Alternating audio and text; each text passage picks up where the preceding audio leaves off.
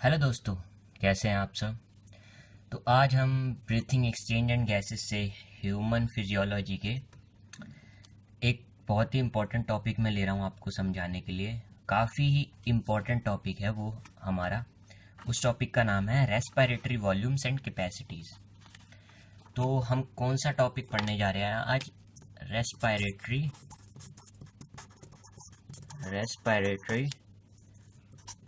Volumes and capacities.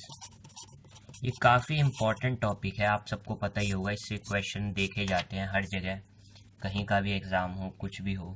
और ये काफ़ी प्रैक्टिकल टॉपिक है हमारा। इसको अगर हम प्रैक्टिकल होके समझे तो बहुत आसानी से समझ आता है, पर ये उतना ही जितना आसान लगता है उतना ही मुश्किल भी टॉपिक है दोस्तों। तो आइए हम शुरू करते हैं। सबसे पहले मैं आपको एक पॉइंट क्लियर कर देना चाहता हूँ। वो है दोस्तों, जैसे हम नॉर्मली ब्रेथिंग करते हैं, नॉर्मली ब्रेथ लेते हैं, हम सांस लेते हैं, तो क्या होता है कि ऐसा नहीं होता कि हमारे एल्वुलाई इतनी तेज़ काम करते हैं कि जैसे हमने सांस ली 1 सेकंड में उन्होंने उसमें से ऑक्सीजन अलग की और उसमें कार्बन डाइऑक्साइड। नहीं, हमारा क्या होता है, हम नॉर्मल सांस लेते हैं, उसमें पुरानी एयर को छोड़ रहे होते हैं, नई एयर। कुछ हमारी जो एयर होती है वो अंदर ही ट्रैप्ड रहती है। हम अकॉर्डिंग टू मी, मेरे को याद नहीं, फिर भी 1/6 वॉल्यूम जो होती है वो ही बाहर आती है, बाकी 5/6 वॉल्यूम हमारी लंग्स में अंदर ही रहती है, जिनमें से ऑक्सीजन अलग हो रही होती है। तो हम सारी एयर बाहर नहीं निकालते। जो पहले एयर ली थी वो होगी, फिर मैंने एक्सपायर की जो पुरानी एयर थी। तो क्या होता है, कुछ फंक्शनल वैल्यू हमारी लंग्स में हमेशा रहती है एयर की। तो हम सारी एयर बाहर नहीं। सबसे पहले ये पॉइंट क्लियर हो गया। अब आगे की बात कर लेते हैं। तो सबसे पहले मैं शुरू करता हूँ हमारा टाइडल वॉल्यूम।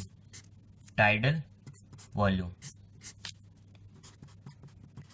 तो टाइडल वॉल्यूम क्या होता है?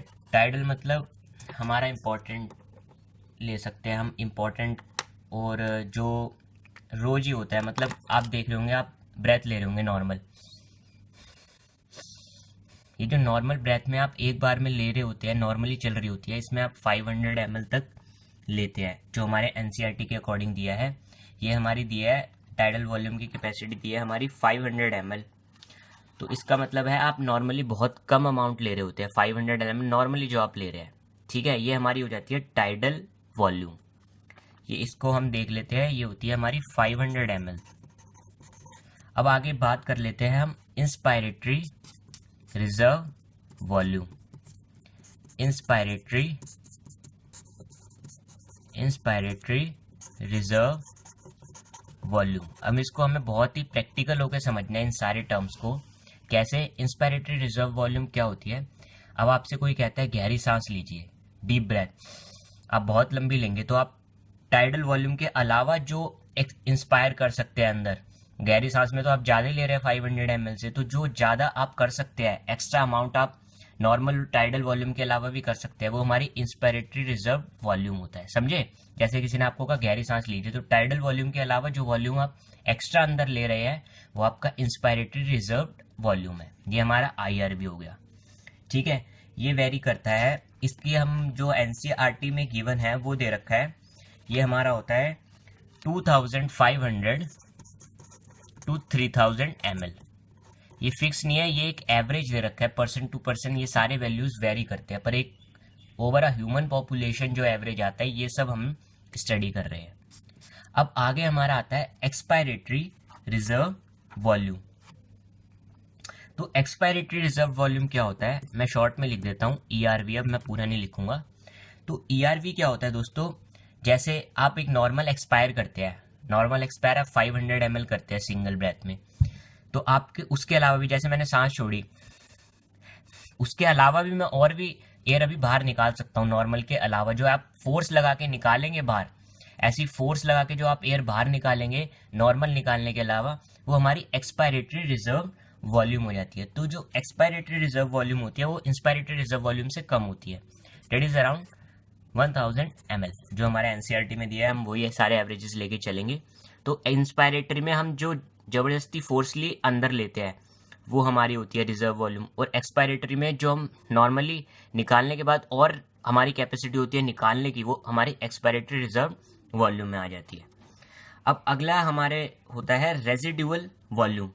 तो दोस्तों रेजिडुअल वॉल्यूम क्या होती है? हमारी रेजिडुअल वॉल्यूम देख लेते हैं एक बार।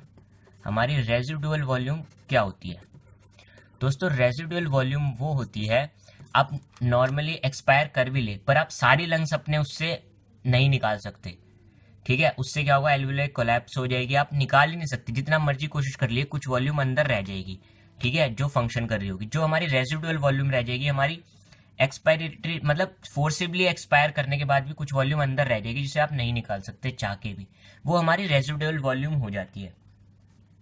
तो ये इसका जो एवरेज दे रखा है वो दे रखा है 1100 to 1200 ml। ये हमारा इसका वॉल्यूम दे रखा है रेजिडुअल वॉल्यूम का। अब हमारे नेक्स्ट ये इतने टर्म्स आपको समझ आए, टाइडल वॉल्यूम जो नॉर्मली हम ले रहे हैं, इंस्पायरेटरी रिजर्व वॉल्यूम जो हम फोर्सिबली ले रहे हैं, और एक्सपायरेटरी रिजर्व वॉल्यूम जो हम फोर्सिबली निकाल रहे हैं। रेजिडुअल जो मतलब फोर्सिबली निकालने के बाद भी हमारा बच गया, ठीक है।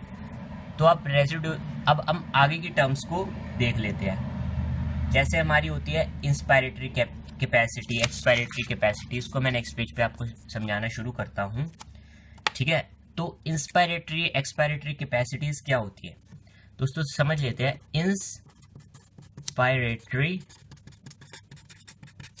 हमारी कैपेसिटी IC। दोस्तों इंस्पायरेटरी कैपेसिटी क्या होती है, इसको एक बार समझ लेते हैं। तो आप एक नॉर्मल ब्रेथिंग कर रहे हैं, ठीक है, तो आपने एक नॉर्मल एक्सपायरेशन के बाद जो टोटल वॉल्यूम अंदर ले सकता है इंसान, ठीक है, उसमें हमारा इंस्पायरेटरी कैपेसिटी क्या होगी हमारी।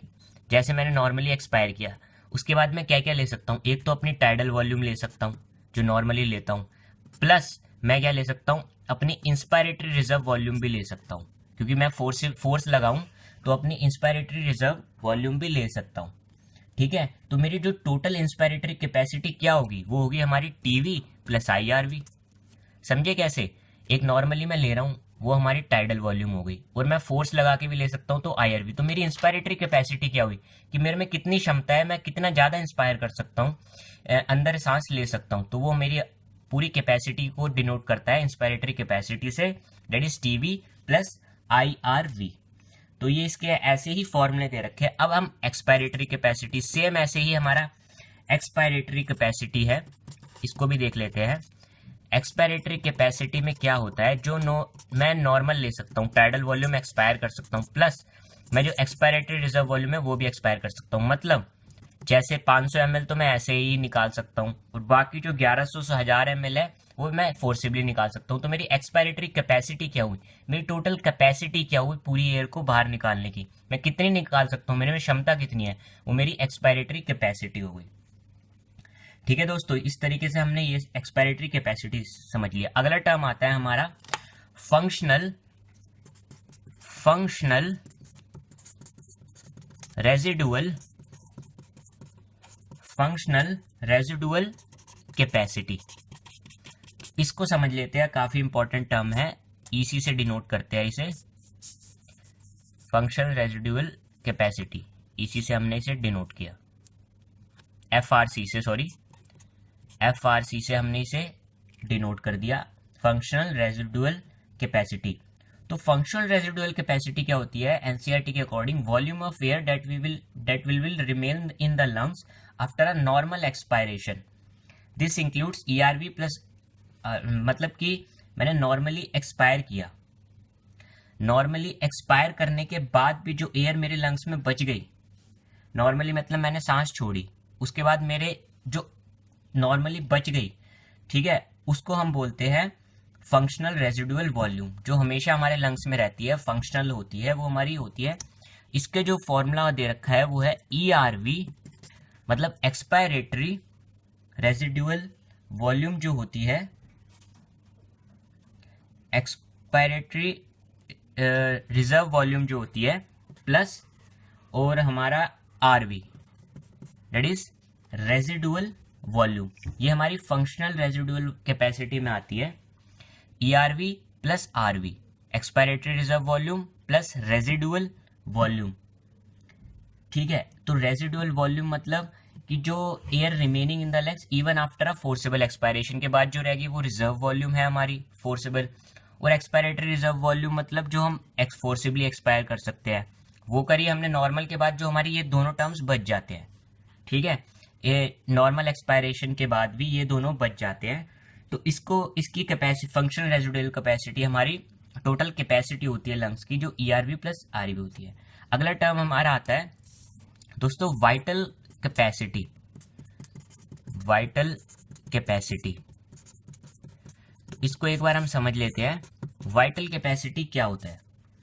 तो वाइटल कैपेसिटी होती है, अगर मैंने फोर्सिबली एक्सपायर किया, मैंने फोर्सिबली सारा एक्सपायर किया, उसके बाद जो मैं टोटल अंदर ले सकता हूं, फोर्सिबली एक्सपायर करने के बाद भी जो मैं टोटल अंदर ले सकता हूं, और अब मैक्सिमम वॉल्यूम ऑफ एयर, जो मैक्सिमम वॉल्यूम ऑफ एयर मैं ले सकता हूं आफ्टर फोर्स इंस्पायरेशन और एक्सपायरेशन, मतलब ये हमारी टोटल होती है ERV plus TV, ERV plus TV plus IRV। ठीक है, तो ये हमारी वाइटल कैपेसिटी में आती है, expiratory reserve volume plus tidal volume. ठीक है, टाइडल वॉल्यूम जो नॉर्मल ले रहे हैं, एक्सपायरेटरी नॉर्मली एक्सपायर कर रहे हैं, इंस्पायरेटरी जो हमने फोर्सिबली है, और एक्सपायरेटरी जो हमने फोर्सिबली छोड़ी है, इन सब की जो होती है ये वाइटल कैपेसिटी में आती है। इसे फॉर्मूले की तरह आपको याद रखना है। अब हमारी आ जाती है टोटल लंग कैपेसिटी। अब हमें टोटल लंग की कैपेसिटी क्या होगी दोस्तों? टोटल लंग कैपेसिटी, सबका ही जो सम होता है वो टोटल लंग कैपेसिटी में आ जाता है। ठीक है, तो सबका सम में हमारा क्या क्या आ जाता है? RV, इसमें सिर्फ RV नहीं थी, तो residual volume plus ERV plus हमारा TV प्लस IRV, ये सब हमारी टोटल हो गई। अब हम इसकी जगह ERV, TV और ERV, TV और IRV की जगह हम VC भी लिख सकते हैं, वाइटल कैपेसिटी। तो हमारा हो जाता है RV प्लस वाइटल कैपेसिटी हो जाता है, ये हमारा हो जाता है। तो इस तरीके से हमने सारी जो हमारी दे रखी थी रेस्पिरेटरी वॉल्यूम एंड कैपेसिटीज में, वो सारी हमने एक बार देख ली है, समझ ली है, फॉर्मूले देख लिए हैं। इनको आगे लगाए, क्वेश्चन करें। अगर आपको अच्छी लगी हो, समझ आई हो, तो प्लीज़ लाइक करें, share and subscribe, and thanks for watching.